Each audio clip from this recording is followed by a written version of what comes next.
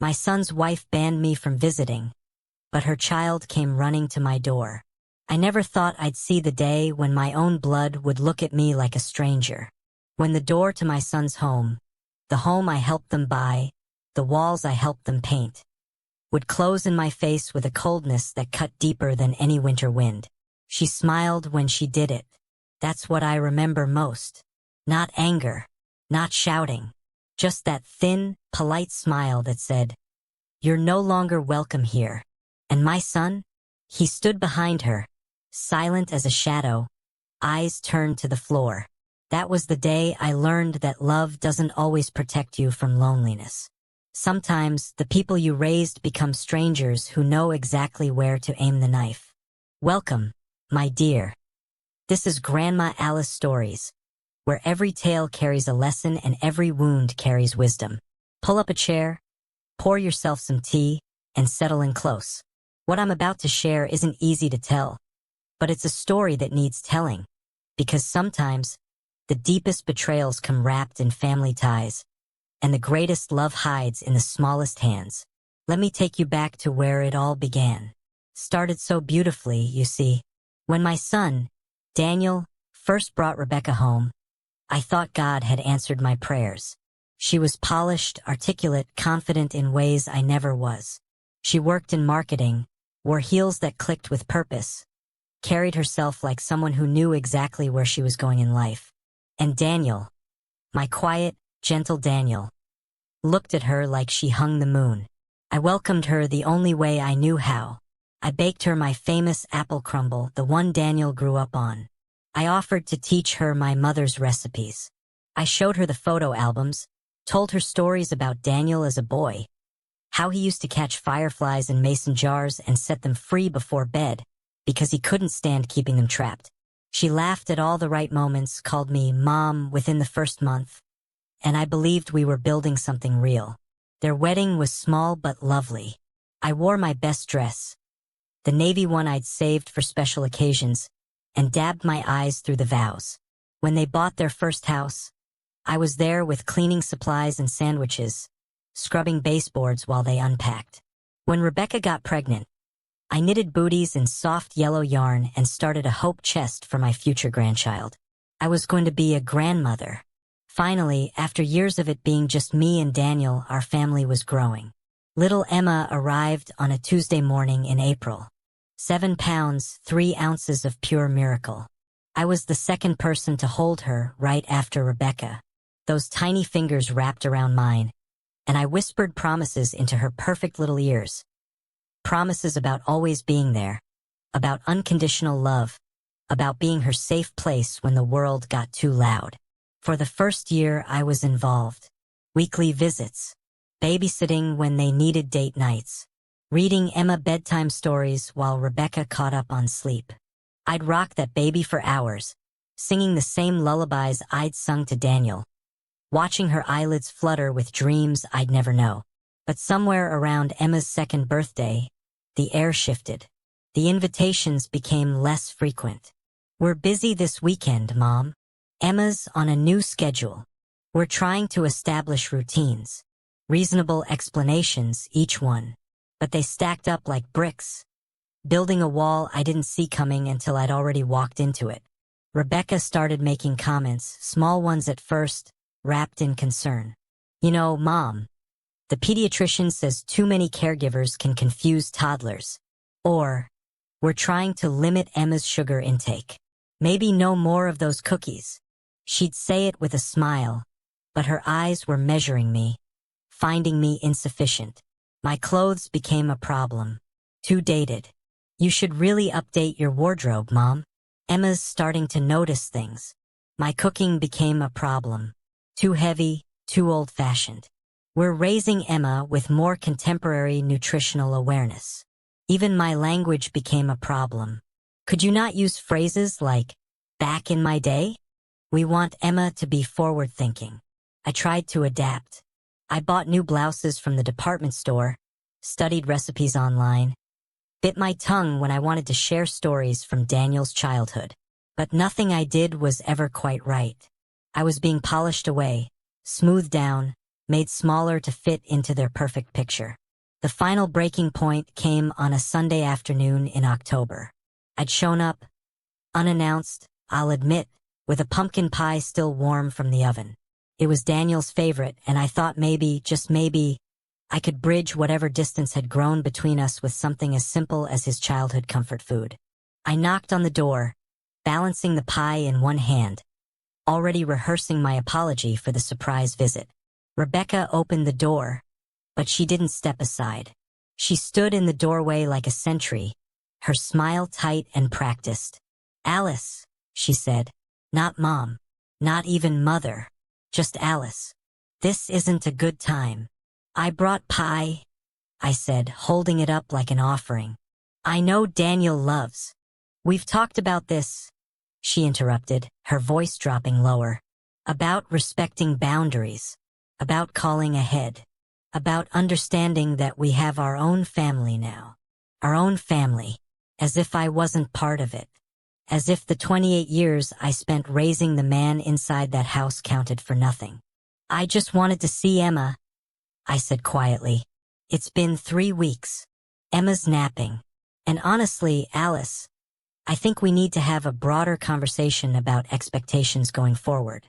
She glanced over her shoulder, then stepped onto the porch, pulling the door mostly closed behind her. "Daniel and I have been discussing this. Your frequent visits are becoming disruptive. Emma needs consistency, and frankly, we need space to grow as our own unit." The autumn air suddenly felt like ice in my lungs. "Disruptive? You have to understand," she continued, and I swear there was something almost pitying in her tone. "We appreciate everything you did when Emma was a baby, but she's growing up now, and we have certain values, certain standards we're trying to instill. Standards that—" She paused, choosing her words carefully. "Standards that sometimes clash with more traditional approaches." Traditional, another word for outdated, for inadequate, for not good enough. "Where's Daniel?" I asked, my voice shaking despite my effort to steady it. "He's inside, and he agrees with me on this. I want to hear it from him." Something flickered across her face.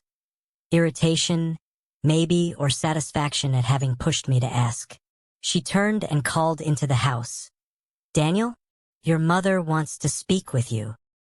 He appeared in the doorway, my son, my boy, and I searched his face for the child I raised. The one who used to climb into my bed during thunderstorms. The one who cried when his goldfish died and insisted we have a proper funeral. The one who told me I was his best friend. "Mom," he said, and I heard the rehearsed apology in his voice before he even spoke the words. "We think it's best if you call before coming over from now on. And maybe space out the visits a bit more. Give us some room to breathe." "Room to breathe," I repeated. "I'm your mother, Daniel. Emma's grandmother. I know, and you'll always be that. But Rebecca's right. We need to establish our own rhythms as a family." There it was again. Our own family. The words that erased me. I stood there on that porch, holding a pie that was growing cold in my hands, looking at the son I sacrificed everything for, and I realized I'd already lost him. Not to death or distance, but to something quieter and more devastating. To a woman who smiled while she closed doors, and to his own willingness to let her. "I understand," I said, though I didn't, though I never would. I walked back to my car, set the pie on the passenger seat, and drove home through tears that blurred the streetlights into stars. That night, I sat in my kitchen. The same kitchen where I'd taught Daniel to bake cookies, where we'd done homework at the table, where I'd held him after his father left us, and I felt the weight of invisibility settle over me like a heavy blanket. I didn't call. I didn't visit. I gave them exactly what they asked for. Space. Days turned into weeks. Weeks turned into months. I sent cards for Emma's birthday, for Christmas, for every little milestone I could think of. I never got responses. I left voicemails that went unreturned. I watched their social media, photos of Emma growing, changing, living a life I wasn't part of. My heart broke in slow motion, one scrolled image at a time. I prayed. I cried. I told myself that maybe this was for the best, that maybe I was too old, too set in my ways, too much of a reminder of a past they wanted to move beyond. I tried to make peace with being forgotten. But on a rainy Tuesday evening in March, exactly 4 months after that porch conversation, everything changed. I was washing dishes, staring out at the storm lashing against my window, when I heard it. Small fists pounding desperately against my front door. At first, I thought it was the wind playing tricks. But then I heard it again, urgent and afraid, and beneath the sound of thunder, a small voice crying, "Grandma! Grandma! Please!" I dropped the dish I was holding. It shattered in the sink. Because I knew that voice. And I knew that whatever came next would change everything. They say a grandmother's love leaves fingerprints on a child's soul that time can never erase. I didn't know if I believed that anymore. Not after 4 months of silence. For months of being erased from Emma's life like I was nothing more than a faded photograph tucked away in a drawer. But when I opened that door and saw her standing there, drenched and trembling in the storm, I understood something profound. You can take a child away from love, but you can't take love out of a child's memory. She remembered. God help me, she remembered. Welcome back, dear ones. You're here with Grandma Alice Stories, where the truth unfolds slowly, like petals opening to the sun. If you're just joining us, go back and listen to Chapter 1, because what happens next will only make sense if you know how deep the wound was before it started to bleed. For those of you who've been waiting, pour that tea a little stronger today. This chapter is where everything I thought I knew about my family began to crack open, revealing truths I never wanted to see. I threw open the door so hard it banged against the wall. And there she was, my Emma, my 3-year-old grandbaby, standing on my porch in nothing but a thin nightgown and bare feet. Her hair was plastered to her face. Her lips were turning blue, and her whole little body shook with cold and fear and something else I couldn't name yet. "Emma!" I gasped, dropping to my knees right there in the doorway. Rain soaked through my clothes instantly, but I didn't care. "Baby, what happened? Where are your parents?" She threw herself into my arms with such force we almost toppled backward. Her fingers dug into my shoulders like she was afraid I might disappear, and she sobbed against my neck, deep, gasping sobs that shook her entire frame. "Grandma," she choked out between cries. "Grandma, they're yelling again. They won't stop yelling." I gathered her up and carried her inside, kicking the door shut against the storm.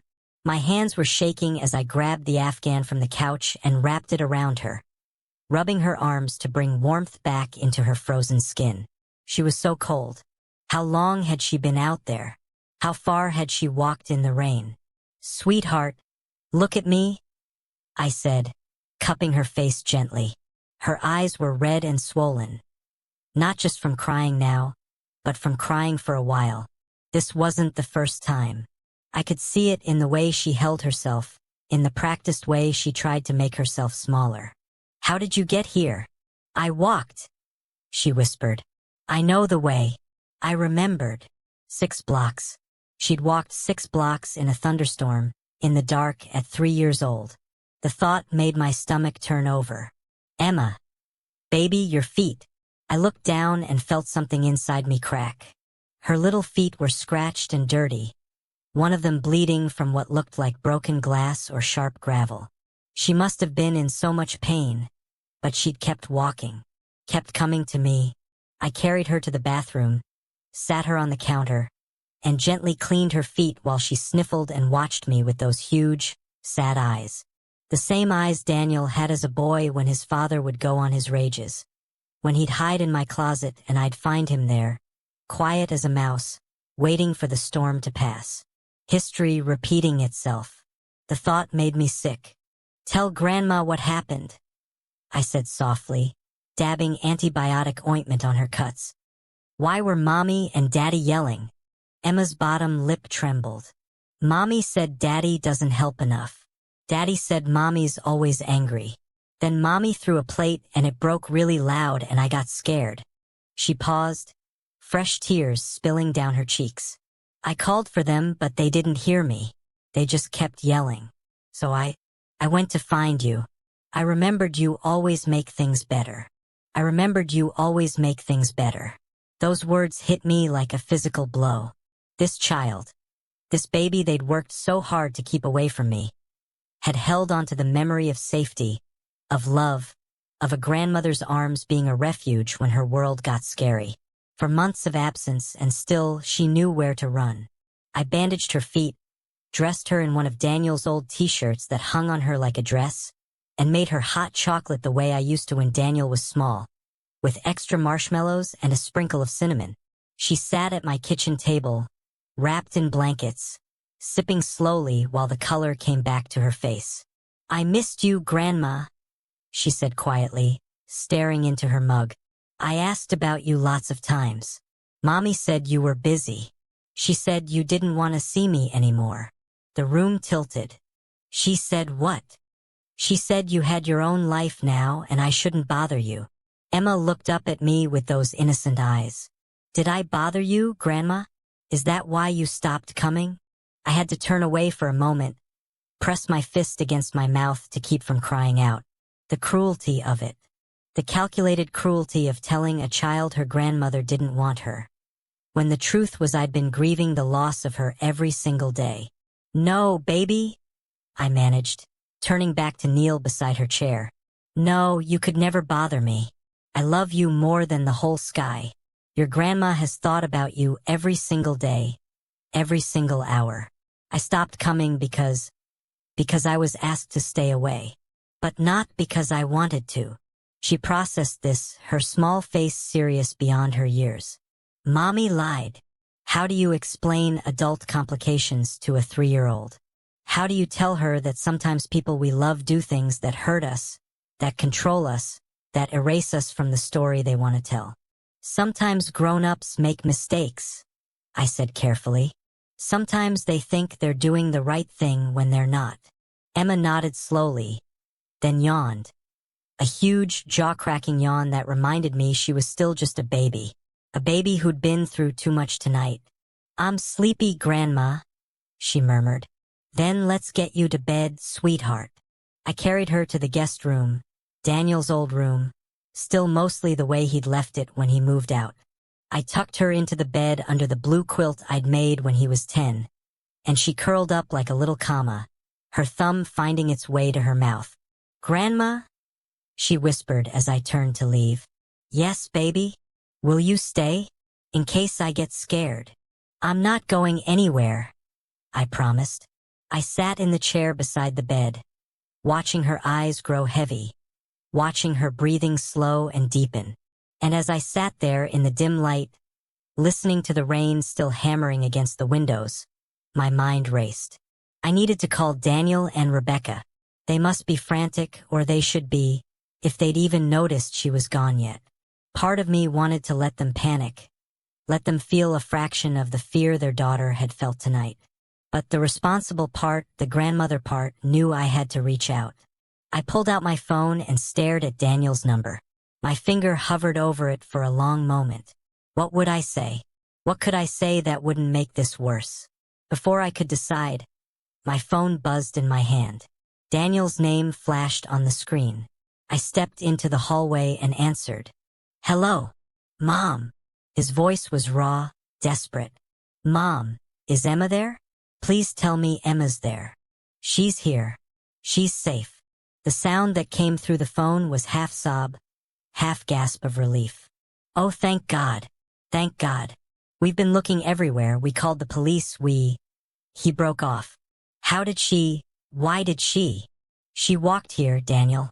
6 blocks in the rain, in bare feet, because she was scared. Because you and Rebecca were too busy screaming at each other to notice your daughter was terrified." Silence. Heavy and damning. "We didn't mean," he started. "It doesn't matter what you meant." I cut him off, and my voice was steadier than I felt. "What matters is what happened. Your daughter was so afraid that she fled into a storm to find safety. And she came here, to the grandmother you told her didn't want to see her anymore." "Mom, Rebecca didn't." Don't you dare lie to me, Daniel. Emma told me what she was told. That I was busy. That I didn't want to be bothered. That I'd moved on. My voice cracked despite my efforts.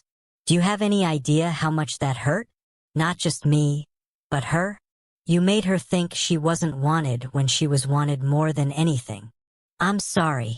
His voice broke completely. God, Mom. I'm so sorry. I didn't know Rebecca said those things. I didn't know it had gotten this bad between us. I didn't know. You didn't know because you stopped paying attention, I said quietly. You stopped paying attention to your daughter. You stopped paying attention to your marriage. And you stopped paying attention to your mother. We're coming to get her, Daniel said after a moment. I looked back at Emma's sleeping form, so small and peaceful in that big bed, finally safe after her terrifying journey. Not tonight, I said firmly. She's asleep. She's been through enough. You can come in the morning. But Mom, morning, Daniel. Give her this one night of peace.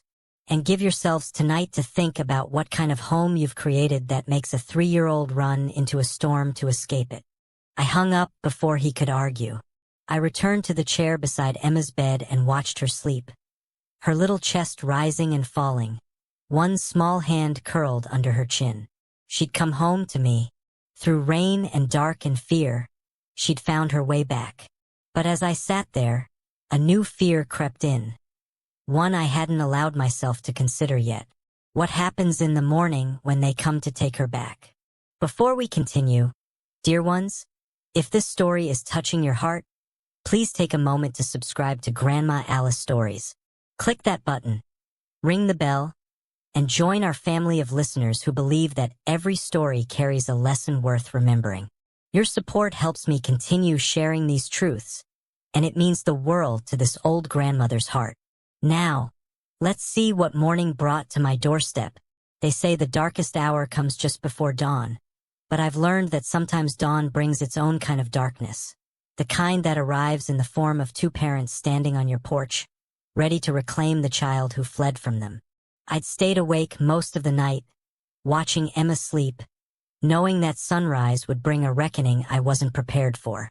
Because love isn't always enough to protect the ones we cherish.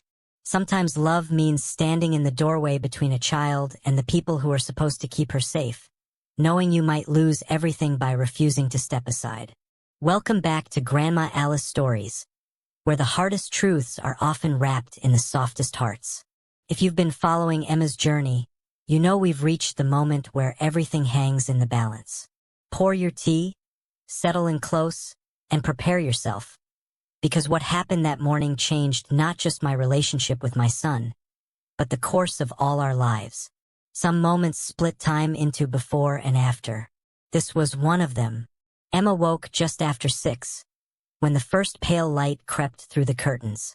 I was still in the chair where I'd spent the night, my back aching and my eyes gritty from lack of sleep. She blinked at me, momentarily confused, then remembered where she was. A small smile touched her lips. "Morning, Grandma," she whispered. "Good morning, sunshine," I said, my heart squeezing at how easily she'd slipped back into our old routine, as if the 4-month absence had never happened. "How about some pancakes?" Her eyes lit up. "With blueberries? Is there any other kind?" We moved to the kitchen together, her small hand tucked in mine, and for 20 precious minutes, we existed in a bubble where nothing had changed. I mixed the batter while she arranged blueberries in smiley faces on each pancake. She told me about her preschool, about a friend named Maya who shared her crayons, about a caterpillar she'd found in the garden. Normal things, beautiful things, things I'd missed like missing air. But as we sat down to eat, I heard a car door slam outside. My stomach dropped. Emma heard it too. Her fork stopped halfway to her mouth, her whole body going still in that way children do when they're bracing for impact. "Are they here?" she asked, her voice small. "Yes, baby. But it's okay. Grandma's right here." The knock came sharp, urgent. I squeezed Emma's hand once, then went to the door. Through the window, I could see them both, Daniel, looking like he'd aged 10 years overnight, his hair uncombed and his eyes red-rimmed. And Rebecca, pristine despite everything, though her makeup couldn't quite hide the tension in her jaw. I opened the door but didn't invite them in. "Mom," Daniel said immediately. "Thank you. Thank you for keeping her safe." We were out of our minds with worry. "Were you?" I asked quietly. "Because Emma said she was calling for you while you fought, and neither of you heard her." "How long was she gone before you even noticed?" The color drained from his face. Rebecca's lips pressed into a thin line. "That's not fair," Rebecca said, her voice tight. "We were dealing with a difficult situation. Your 3-year-old was so terrified that she ran into a thunderstorm." I interrupted, my voice steady but hard. "Nothing about what happened last night was fair, Rebecca. Certainly not to Emma." "With all due respect, Alice," Rebecca said, and there was an edge to her tone now. "You don't know the full context of our private matters. We appreciate you taking care of Emma, but we're here to bring our daughter home now." "Home." I let the word hang there. The home she fled from? The home where she's been told her grandmother doesn't want her? The home where plates get thrown and children get so scared they'd rather face the dark and the rain than stay inside? "You're twisting things," Rebecca snapped. "We had an argument. One argument. Couples fight. It doesn't mean—" "Emma," I called over my shoulder. "Can you come here, sweetheart?" She appeared in the hallway, still in Daniel's oversized t-shirt, her bandaged feet making soft shuffling sounds on the hardwood. When she saw her parents, she didn't run to them. She moved closer to me, her hand finding the fabric of my sweater and gripping it tight. Daniel's face crumpled at that simple gesture. His daughter choosing his mother over him. "Emma, baby," he said, his voice breaking. "We're so sorry we scared you. We didn't mean to. We love you so much." "Then why do you always yell?" Emma asked, and the simple honesty of it hit like a hammer. "Why do you throw things? Why does Mommy cry in the bathroom when she thinks I'm not listening?" Rebecca's careful composure fractured. "Emma, that's not. You don't understand grown-up things. She understands fear," I said quietly. "She understands feeling unsafe in her own home. Children don't need to understand the details to know when something's wrong." "This is inappropriate," Rebecca said, her voice rising. "You're using our daughter to make some kind of point, to punish us for setting boundaries with you." "Boundaries?" The word came out sharper than I intended. "You didn't set boundaries, Rebecca. You erased me. You told my granddaughter I didn't want her. You took away the one stable, unconditional presence in her life because it made you uncomfortable that she loved someone besides you." "That's not true." Rebecca's mask was slipping now, revealing something raw underneath. "I was trying to protect her from being caught between two different ways of living. Your old-fashioned ideas, your constant hovering, your judgment." "I never judged you," I said, and I meant it. "I welcomed you. I loved you like my own daughter. But you saw my love for Emma as competition, and you couldn't stand it." Daniel finally spoke up, his voice quiet but firm. "Mom's right, Rebecca." We all turned to him. He was looking at Rebecca with something like clarity dawning in his eyes. Painful clarity, the kind that comes when you finally stop lying to yourself. "She's right," he repeated. "You did push Mom out, and I let you. I stood there and watched you close the door in her face, and I said nothing because it was easier than fighting with you. But look what that got us. Look at our daughter, too scared to sleep in her own house, walking 6 blocks in the rain to find the safety we should be giving her." "Daniel," Rebecca's voice wavered. "No," he shook his head. "I'm done pretending everything's fine when it's not. We're not fine, Rebecca. We haven't been fine for months, maybe years. And Emma's paying the price for our inability to face that." The silence that followed was deafening. Emma pressed closer to me, and I wrapped my arm around her shoulders. "What are you saying?" Rebecca finally asked, her voice barely above a whisper. I'm saying we need help. Real help. Counseling. Therapy. Whatever it takes to fix what's broken between us. He looked at Emma, then at me. And I'm saying that Mom is part of Emma's life. Non-negotiable. No more excuses, no more restrictions. Emma needs her grandmother. And honestly, his voice caught. I need my mother too. I've needed her this whole time, and I was too proud or too weak to admit it. Rebecca stood there, trembling, her perfect facade completely shattered. For a moment, I thought she might argue, might fight, might try to reassert control. But then something in her seemed to collapse. Her shoulders sagged. Tears spilled down her cheeks. I don't know how to do this, she whispered. I don't know how to not be in control of everything. I don't know how to ask for help. I don't know how to share my daughter without feeling like I'm failing. And there it was, the truth beneath all the coldness, all the boundaries, all the exclusion. Fear. The same fear that makes people build walls instead of bridges, that makes them push away the very help they need most. I could have gloated. I could have made her crawl. Part of me wanted to. But I looked at Emma, watching her mother cry, confusion and worry on her small face. And I remembered what it means to be a grandmother. It means being the bigger person, even when you're the one who's been hurt. It means modeling grace when others have shown you none. Rebecca, I said gently, you're not failing. You're human. And being human means needing people. It means letting others love your child without it diminishing your own love. There's enough room in Emma's heart for all of us. She looked at me through her tears, surprise and something like relief flickering across her face.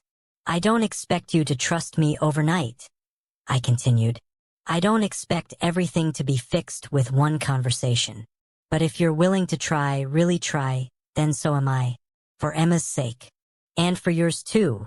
Because despite everything, I meant it when I said I'd love you like a daughter. Daniel crossed the porch and pulled Rebecca into his arms. She sobbed against his chest. Deep, gasping sobs that sounded like they'd been held back for too long. He murmured something I couldn't hear, his hand stroking her hair, and I saw in that moment the man I'd raised. The gentle man, the good man. He'd lost his way, but maybe, just maybe, he could find it again. Emma tugged on my sweater. Is Mommy okay? She will be, I promised. Sometimes grown-ups need to cry just like kids do. It helps wash the hurt away. They didn't take Emma home that morning. Instead, at Daniel's suggestion and Rebecca's tearful agreement, Emma stayed with me for the weekend while they found a marriage counselor and began the hard work of healing their broken places. When they finally left, Rebecca hugged me. Quick and awkward, but real. Thank you, she whispered, for not giving up on us. I watched them drive away, then looked down at Emma, who was already pulling me toward the kitchen. Can we make cookies now, Grandma? The ones with chocolate chips. We can make whatever you want, sunshine. As I measured flour and she counted chocolate chips, I understood something I hadn't before. This wasn't an ending. It wasn't even really a beginning. It was simply the next chapter in a story that would keep unfolding. With setbacks and victories. With hard conversations and healing moments. With all the messy, complicated beauty of family. Emma had run to my door in the storm, and in doing so, she'd opened a door that had been slammed shut. Blood had found its source. Love had remembered its way home.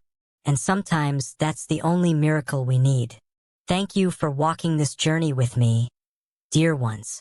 If Grandma Alice's story touched your heart, please subscribe and share it with someone who needs to hear it.